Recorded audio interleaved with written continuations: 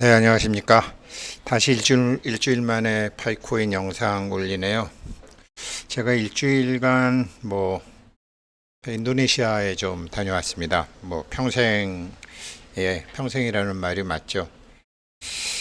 아무튼 인도네시아의 어느 한 특정 지역에 꽂혀가지고 그렇게 갔는데 이제 드디어 졸업하고 왔다는 느낌이 들어서 남은 돈 15년 동안 사귀었던 인도네시아 사람 다 주고 어쩌면 내가 여기 이제 다시 안 그렇게 오게 오겠지만 궁금해서 오는 일은 없을 것이다. 즐기러 위해서 올 것 같다. 그런 얘기를 좀 했습니다. 그러면서 이제 거기서도 이제 인도네시아 사람들도 많이 채굴하고 그 친구한테 이제 4월 달에 파이코인을 하게 해서 했더니 지금 한 70일 정도 지났더니 7개 정도 파이코인을 갖고 있더라고요. 그래서 열흘에 한 개 정도 생기는구나. 그렇지만 이제 생각해 보면 인도네시아나 라오스나 캄보디아, 베트남에서 한국 낙가마 하는 사람들이 가서 막 370원에도 사오고 400원에도 사오고 그랬잖아요. 그럼 뭐죠? 1파이에 370원, 400원에 팔던 사람들이 있을 거 아니에요. 제가 거기서 만난 분이 이제 인도네시아에서 조그만 가게를 하는데 가게라 그러면 우리 옛날 시골 구멍가게더라고요. 5만 가지를 다 파는 거죠. 교통수단이 안 좋으니까 멀리 장에 나갈 수 없는 사람들을 위해서 이제 물건을 떼어다가 동네에서 파는데 이렇게 해서 한 달에 어느 정도를 버느냐 애들 3명 키우는데 그랬더니 200만 루피 정도를 번다 그러더라고요. 200만 루피 정도면 한국 돈으로 한 15만 원 정도 됩니다. 한국 돈으로 한 15만 원 정도 가지고 아이들 3명 초등학생, 고등학생, 대학생 이렇게 다 하는 그런 살림 규모였습니다. 그러니 물론 그 아버지는 한 팔코인 한 30 몇 개 채굴하고 노드도 하다가 죽어버렸는데 그 이제 유가족들을 만나 보니까 그렇다고 하더라고요. 그러면 당분간 이제 팔코인 물량이 이런 아시아 국가나 아프리카 국가에서는 나올 수밖에 없겠구나. 그럼에도 불구하고 이제 물론 한국도 그런 시절이 있었고 다 그런 발전을 거쳐서 지금 이제 선진국 대열에 들어선 거죠. 근데 이제 이제 비트코인하고 이더리움하고 감히 파이코인을 같이 저렇게 이제 놓을 수 있는 것은 어, 파이코인도 그렇게 될 수 있는데 언제부터 그렇게 되느냐? 이 여인이 알아서 할 겁니다. 이 박사님이 알아서 니콜라스 부인이 이런 걸 정확히 알아서 할 겁니다. 그 얘기를 한번 말씀을 드려보고자 하는데요. 지금 이 영상 만들 때 보니까 625원이더라고요. 6.25라는 걸 보니까 한국 사람이 6.25 다 알죠? 스탈린이 뒤에서 이제 이렇게 했는데 그게 6월 25일로 야 미스터 김 내려가 6월 25일 날 해라고 한 게 이제 스탈린이 했다라는 거죠. 그게 왜 그러냐면 이제 그때 당시 소련에서 이제 TV 전송 방식을 개발했는데 그게 이제 SECAM 방식을 이게 TV 주사선, TV에 화면이 하나 있으려면은 몇 개 주사선이 나가야 되는데 한국은 525개의 수평 주사선을 했지만 그때 소련이 625, 625개의 주사선, 그러니까 팔 방식하고 SCCAM 방식 625개의 주사선을 쏴서 하는 거죠. 여기서 팔 방식이 있고 스캔 방식이 있고 이 주사선의 수에 따라서 이제 테레비의 숫자가 정해지는데 625라는 숫자를 보니까 그런 생각이 들더라고요. 예, 그래서 숫자를 굉장히 중요시하게 생각하는 사람들이 많은데 스탈린도 그런 사람 중에 한 명이었죠. 음, 우리 이승만 박사도 그랬죠. 그래서 그 이제 저기 38선 돌파하는 국군의 날, 그것도 10월 1일이죠. 그게 이제 노르만디 상륙 작전의 날이기도 하고, 그렇죠. 그래서 돌파, 그래서 38선 돌파, 이런 거에 다 이제 숫자와 연결된. 이승만 박사가 이렇게 여러 가지 원래 이제 한자나 이런 뜻글자 쓰는 사람들이 숫자를 보고 그런 걸 잘 하죠. 아무튼 뭐 625원만 해도 아까 모두에서 말씀드렸지만 뭐 370원, 400원 때도 막 팔았던 사람들이 625원이면 뭐 한국 낙가마한테 팔 필요가 없죠. 시장에다 갖다 팔으면 되니까. 그래서 그런 물량들을 지금 다 소화하고 있는 과정이다. 그러면 언제 딱 이제 비트코인이나 이더리움처럼 딱 걷어 올리느냐. 그거 전문적으로 확실하게 알고 있는 사람이 바로 청대하오 반 박사입니다. 반성조 박사시죠. 어째서 그런가를 좀 말씀을 드리면 이게 이제 뭐 네덜란드 튤립 광풍이라는 거죠. 인간의 광기라는 게. 뭐 꽃이 비싸봐야 뭐 얼마나 하겠어요.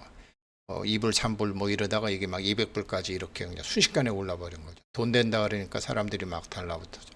그 다음엔 다 폭락을 한 거죠.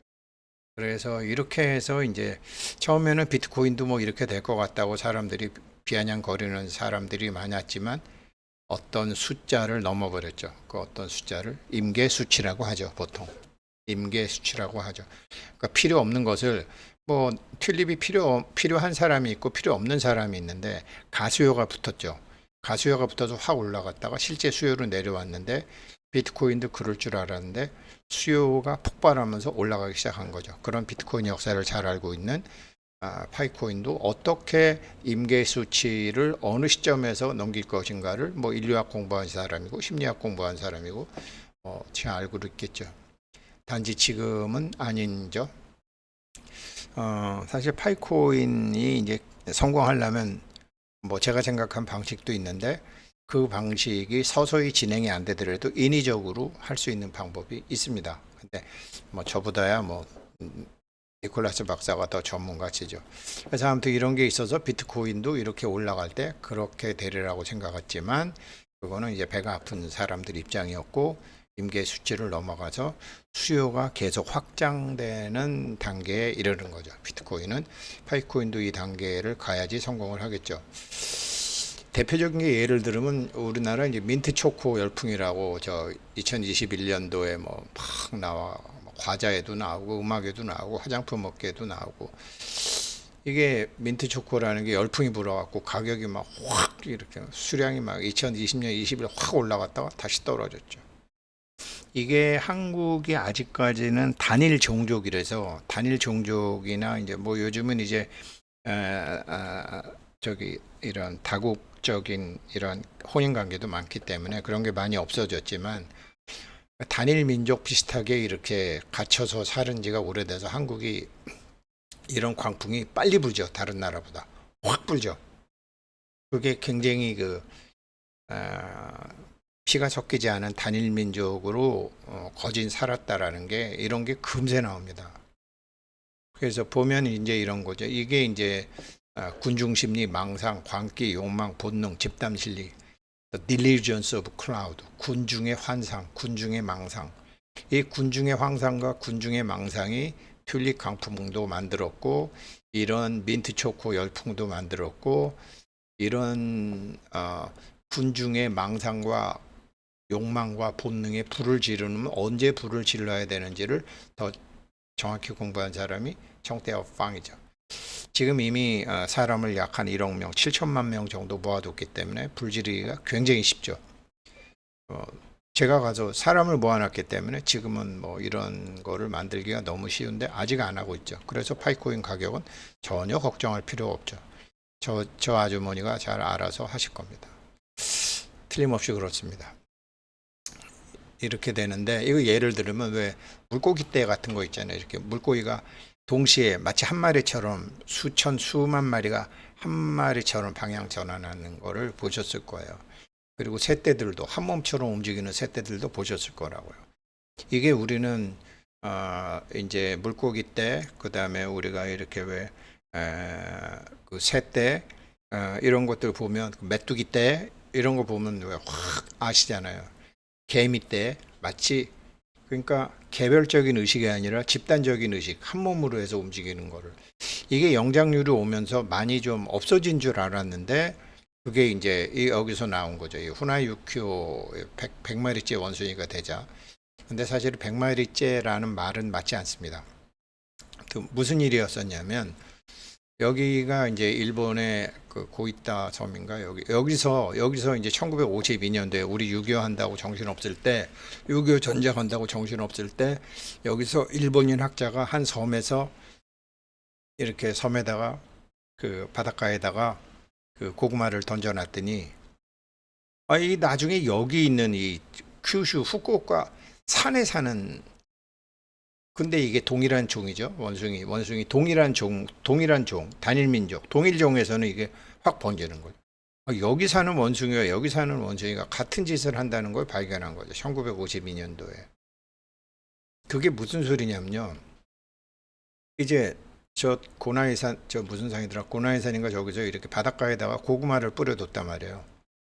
그랬더니 암놈 사자, 암놈 원숭이죠. 그것도 젊은 호기심이 많은 경계심이 좀 낮고 호기심이 많은 암놈 원숭이가 고구마에 흙이 좀 있는 게 먹기가 좀 귀찮았든지 이 바닷가에 가서 씻은 거예요. 얘가 고구마를 바닷가에서 흙을 씻어냈고 얘가 먹기 시작했더니 그 다음엔 아이고 막 그 섬에 사는 고양이들이 전부 이렇게 씻어 먹는 거예요. 그게 이제 이거거든요. 이게 고시마 섬이거든요. 이게 처음 시작된 게 여기 있는 고시마 섬이었다고요. 근데 여기 있는 오이타현의 산에 사는 원숭이들도 산에다가 이렇게 고구마를 던져놨더니 계곡에 물에서 씻어 먹더라는 거죠. 처음에는 한 마리가 시작했지만 이게 집단으로 확 온 집단이 전부 다 그 동일 집단이 그렇게 한다라는 거죠. 이게 집단이 모여야 되는데 이 집단의 수가 100마리가 모여야 되느냐? 그게 이제 이 사람이 얘기한 저 100번째 원숭이가 되자라는 게 그런 얘기인데 아니 이게 100마리째가 아니고요. 숫자는 정해져 있지 않아요. 그냥 상징적으로 100마리죠. 지금 뭐 파이코인에 KYC 통과한 사람이 뭐 한 1370만, 그 다음에 하는 사람이 7천만, 뭐 7천만이라고 그러지만 며칠 전에도 말씀드렸고 뭐 저기 파이코인 KYC 하는지도 모르고 상장했는지도 모르고 뭐 여전히 누지르기만 하고 있는 할매들도 많으니까 이게 확 불이 붙는 임계점이 어느 점이 될지는 청대어팡 박사가 알아서 판단할 거라고요. 그래서 이게 한 뭐 2천만 혹은 각국에 이제 이제 230개국이지만 거기서 하고 있지만 거기서 대충 팔자 나오는 물량하고 이런 걸 대충 체크하게 되면 그 다음에 시중에 쏟아지는 물량, 그 다음에 락업돼 있는 물량, 거기에 이제 그 다음에 그 파이 결제 매장이 생기는 거 이런 거를 이제 다 데이터를 모아가고 있겠죠. 그래서 어느 정도 돼가지고 확 불을 지르게 되면 그때 광풍이 부는 거죠.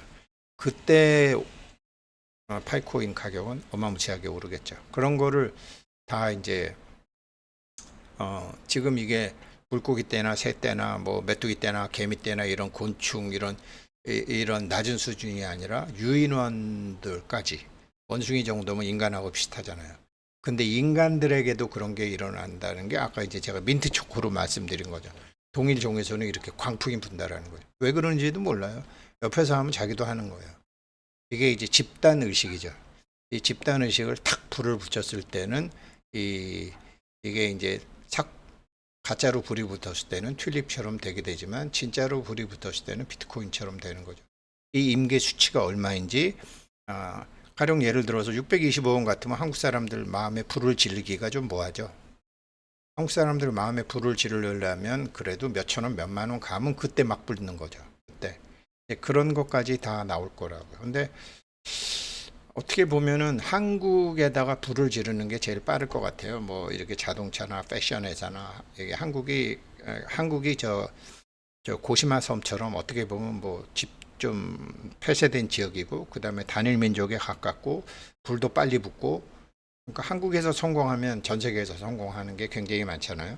그런 것처럼 이제 아마 한국도 지켜보고 있을 것입니다. 그래서 이게 뭐 3,000원이 될지 7,000원이 될지 한국에서 확 불이 붙어갖고 이게 3,000원짜리가 10,000원 가고 20,000원 가고 그러면 전 세계가 다 달라붙는 거예요. 그런 거를 이 아줌마는 문화인류학도 했고 심리학도 했고 다 알겠죠. 그래서 이 박사님을 제가 믿는다 이런 말씀을 드렸고 이제 그런 시점이 언제인지는 저분이 잘 알아서 하겠고 인간들은 그렇다라는 거죠. 그래서 지금 이제 잠깐만요. 그래서 이제 이런 것들이 이런 것 요게 이제 100마리 원숭이 얘기인데 파이코인도 결국은 이제 이런 게 나와야 된다라는 거죠. 이런 게 어느 가격대에서 나오게 될지 어느 시점에서 나오게 될지 이게 아마 파이가 한 1억 명 정도 되고요. 1억 명 정도 되고 거기서 실질적으로 파이코인을 사용하는 숫자가 뭐 예를 들어 3천만 명이 넘었다. 지금 7천만 명에 1370만 명인데 3천만 명 그러니까 7천만 명에 1370만 명인데 그 임계 수치를 1억 명에 그러면 최고로 시도가 되겠죠. 1억 명에 2천만 명일지 KYC 통과된 사람이 2천만 저기 1억 명에 1,500만 명일지 그거는 모르는 거죠. 그렇지만 어느 시점에서 그때 여태까지 몇 년 동안 갖고 있었던 공개하지 않았던 공개를 해서 인간의 심리에 불을 질러버리면 새떼처럼 원숭이 떼처럼 물고기 떼처럼 한 몸으로 움직이는 게 바로 군중 심리라는 거죠. 그래서 사실 이런 거를 잘 아는 사람들이 옛날에 프랑스 대혁명도 일으켰고 이렇게 그래서 군중들은 개돼지다라는 게 그게 이제 많이 하잖아요. 그래서 옛날에 집단 마녀 사냥도 있었고 뭐 중국에서 그 이제 중학생들 동원해 갖고 뭐 문화 대혁명이라고 하고 인간은 그렇게 개인 의식도 있지만 집단 의식도 있고 그 집단 의식을 조작해 가지고 막 코로나 때는 당장 막 어떻게 되는 것처럼 그냥 이게 굉장히 교양학처럼 막 정치권에서 그다음에 어떤 단체에서 방송에서 언론에서 광고에서 그렇게 그게 막 오케스트라처럼 동시에 일어나기 때문에 대부분의 사람들은 그런 걸 알아채지 못해요. 그런 걸 알아채지 못하죠. 근데 그런 거를 만드는 방법도 알고 그런 거를 언제 해야지 제일 효율적인지도 알고 어떤 계층에서 그런 게 제일 쉽게 일어나는지도 알고 지금 이 방송 보시는 분들은 2021년도에 우리나라 민트 초코 광풍 일어나는 거 잘 모르시는 분들 많으실 거예요. 그렇지만 이제 여자들 헤어스타일, 여자들 옷, 젊은 사람들 옷, 그다음에 음식 이런 거에 우리가 이런 집단 군중 심리가 나오는 걸 보시는 거죠. 그런 게 파이코인에서도 일어날 건데 이거는 자연적으로도 일어나기도 하지만 얼마든지 전술적으로도 가능하다. 그로 인해서 사람들이 피해를 보게 하면 사기꾼이 되는 거고 그렇게 해서 성공하게 되면 사토시 나카모토처럼 영웅이 되는 거죠. 이게 사람들이 그러면 지금 625원에도 뭐 후진국 사람들이 다 파는데 이게 뭐 3,000원, 4,000원 가면 다 팔 거 아니에요. 그렇지 않습니다. 사람들은 가격이 올라가면 안 팔아요. 사람들은 언제 파는 줄 아세요? 내려갈 때 팔아요. 자기 재산이 더 줄어지는 게 두려워서 팔지 가격이 올라가면 파는 게 아니라 옆집에서 돈 꿔다가 삽니다. 그런 거를 공부하는 사람이 인류학이고 문화학이고 형태와 방이죠.